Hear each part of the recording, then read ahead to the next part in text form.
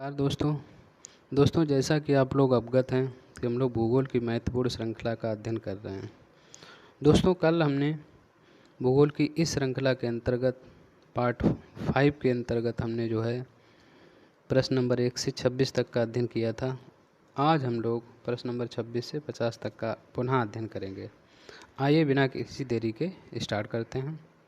प्रश्न नंबर 26 पुनः देख लेते हैं। विश्व में जनसंख्या की दृष्टि से सबसे बड़ा नगरीय समूह कौन सा है? दोस्तों ये टोक्यो है। आगे देखते हैं। प्रश्न नंबर 27, अपने प्रारंभिक स्वरूप में जनांकी संक्रमण के सिद्धांत का प्रतिपादन किया था। दोस्तों जनांकी संक्रमण के सिद्धांत का प्रतिपादन मुख्य रूप से नोटेस्टीन द्वारा किया गया था। इसके बाद थॉम्पसन महोदय ने इनका अनुसमर्थन किया। आगे देखते हैं।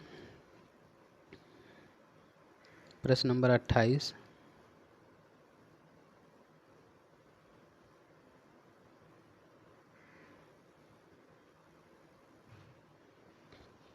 जनांकी संक्रमण सिद्धांत के संदर्भ में भारत का निम्नलिखित में से कौन सा राज्य विकसित पश्चिमी देशों के समक्ष रखा जा सकता है? दोस्तों ये हम लोग जानते हैं, अगर देखा जाए केरल, तो इसका उत्तर केरल है, जहाँ पर 96% से अधिक लोग शिक्षित हैं। इसे ही हम इस श्रेणी में रख सकते हैं, केरल को। आगे देखते हैं। अल्फ्रेड वेबर के औद्योगिक स्थानीयकरण के मॉडल में समान परिवहन लागत की रेखाओं को क्या कहा जाता है? दोस्तों अगर देखा जाए तो क्या कहते हैं इसको? आइसोटोपेन। इन्हीं समान परिवहन लागत वाली रेखाओं को हम आइसोटोपेन बोलते हैं। आगे देखते हैं। प्रश्न नंबर 30, कल्याणकारी भूगोल बल देता है। दोस्तों कल्याणकारी भूगोल जो बल देता है वो काहे पर देता है? असमानता कम करने पर। असमानता कम करने पर। और कल्याणकारी भूगोल में सर्वाधिक यदि काम किया है तो वो किसने किया है? स्मिथ महोदय द्वारा किया गया है। आगे देखते हैं। 2001 की जनगणना अनुसार भारत में कुल जनसंख्या में नगरीय जनसंख्या का प्रतिशत कितना है? दोस्तों 2001 की जनगणना अनुसार अगर देखा जाए तो नगरीय जनसंख्या हमारी 27.78% है। और 2011 के हिसाब से अगर देखा जाए तो नगरीय जनसंख्या का प्रतिशत जो है, नगरीय जनसंख्या दोस्तों कितनी है? 31.16% जो है नगरीय जनसंख्या है। 2011 के अनुसार नगरीय जनसंख्या 31.16% है। आगे देखते हैं। प्रश्न नंबर 32, जनसंख्या पिरामिड का अधिक चौड़ा आधार द्योतक है। दोस्तों जनसंख्या पिरामिड का अधिक चौड़ा आधार जो द्योतक होता है वो जनसंख्या में तीव्र वृद्धि का द्योतक है। आगे देखते हैं।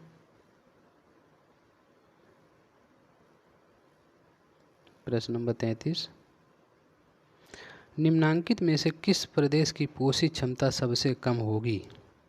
दोस्तों पोषी क्षमता सबसे कम अगर होगी तो वो कहाँ की होगी? आखेट संग्रह। इन्हीं प्राथमिक कार्य यहाँ होते हैं मुख्य रूप से। यहाँ की जो पोषी क्षमता सबसे कम होगी। दोस्तों आगे देखते हैं। प्रश्न नंबर 34, सर्वाधिक जैव विविधता वाला प्रदेश। दोस्तों सर्वाधिक जैव विविधता वाला यदि प्रदेश देखा जाए, सबसे अधिक जैविक विविधता जो पाई जाती है मुख्य रूप से कहाँ पाई जाती है? उष्णकटिबंधीय आर्द्र वनों में। यहाँ पर सर्वाधिक जैव विविधता पाई जाती है। आगे देखते हैं।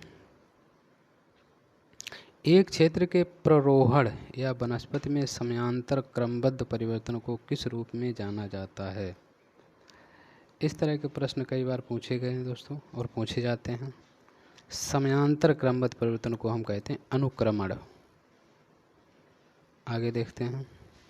भारत के वन वर्गीकरण का सर्वप्रथम प्रयास किसके द्वारा किया गया था? वन वर्गीकरण सबसे पहले जो भारत में यदि किया गया था वो हमारे H.G. चैंपियन महोदय के द्वारा किया गया था। आगे देखते हैं प्रश्न नंबर 37। निम्नांकित में से कौन सा युग्म सुमेलित नहीं है? दोस्तों सुमेलित नहीं है। साल वन पता है पश्चिमी घाट में भी सही है। मैंग्रोव वन ये भी ठीक है, कृष्ण डेल्टा। सागवन वन मध्य प्रदेश, भारत में सबसे अधिक सागवन वन मध्य प्रदेश में पाए जाते हैं। चीड़ जो है वन राजस्थान में नहीं पाए जाते, यही सुमेलित नहीं है। तो ये है दा वाला सुमेलित नहीं है। चीड़ वन राजस्थान में नहीं पाए जाते। प्रमुख रूप से चीड़ वन जो पाए जाते हैं वो कहाँ पाए जाते हैं? हिमालयी क्षेत्रों में पाए जाते हैं। प्रश्न नंबर 38 दोस्तों।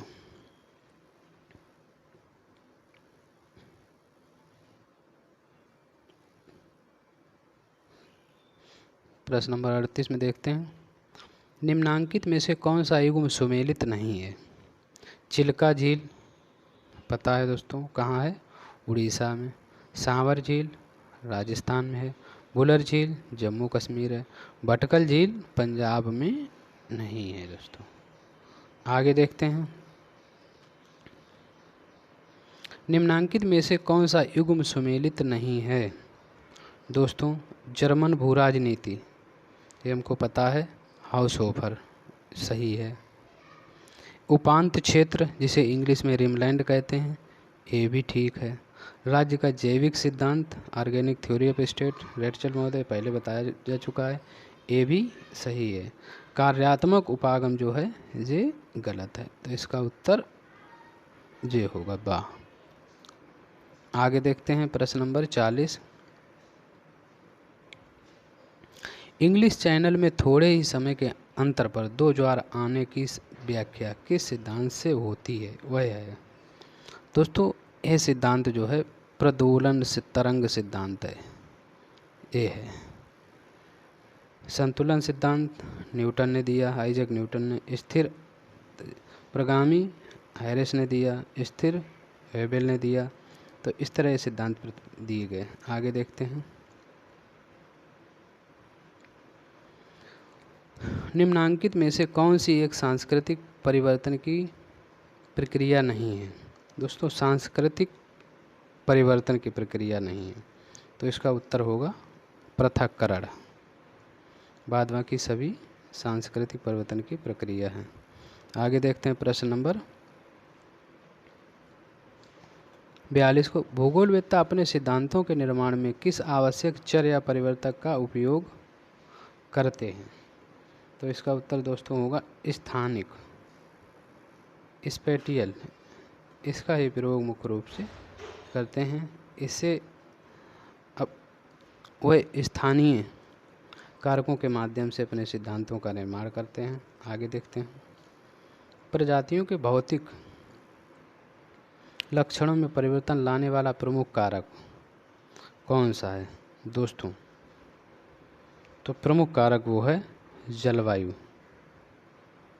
इसका उत्तर ए है। भौतिक लक्षणों में परिवर्तन जो आते हैं, भौतिक लक्षण जो तो हमें दिखाई पड़ते हैं वो जलवायु के कारण देखने को मिलते हैं। अगला देखते हैं प्रश्न नंबर 44।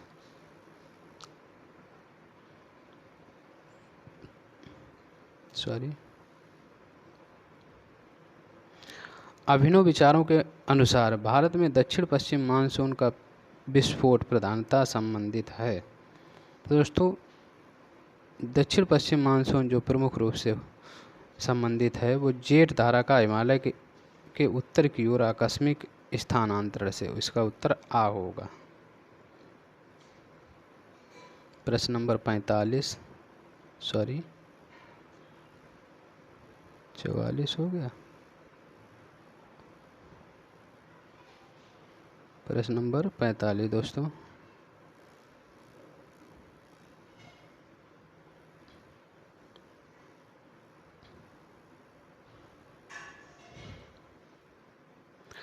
उपग्रह बिंब का श्रेष्ठ दृष्टिमूलक निर्वचन प्राप्त किया जाता है उपग्रह का।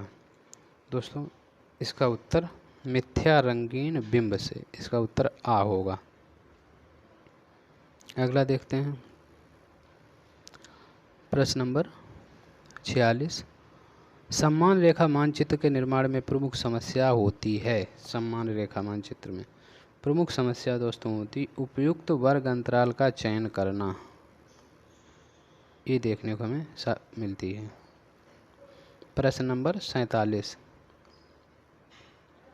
अभिगम्यता मूल्यांकन की संयोजन आव्यूह के कर्ण की प्रविष्टियां शून्य होती हैं क्योंकि ये आलेखित करती है कि एक केंद्र का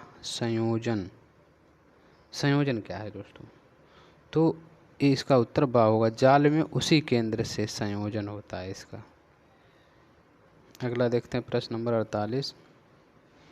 48 में भारत में कुछ खनिज मूल्य में सर्वाधिक हिस्सा है, यानी कुल होगा यहाँ, कुछ नहीं, कुल खनिज मूल्य में सर्वाधिक हिस्सा है, कुल होगा यहाँ पर।